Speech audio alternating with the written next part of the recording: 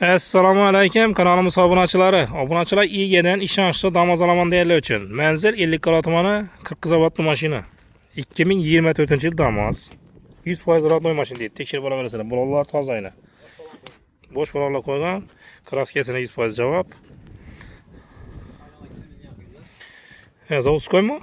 Zavodskoy kuydirilgan ekan bu ayna. Style'dan ekan bu. Yurgani 23 ming yurgan ekan, 707. Salonlar. Metani var.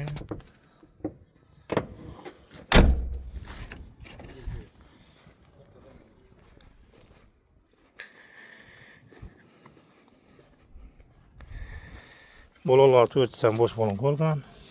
Kanalımıza yeni abone olamiz, bir like bosib ko'rishni unutmaymiz. Shunday damoz olaman degan do'stlarga videoni tashlab qo'yamiz egadan.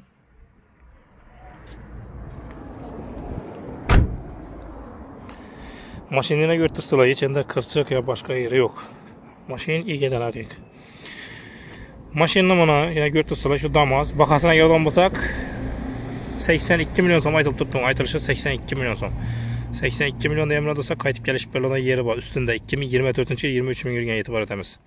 Beton gaz amaliyasi 100% tayyor. Aytilgan bakadan olsa qaytib kelish belada yeri var. Ekranı pesa telefonu bilan qiziqqanlar chiqaverasizlar.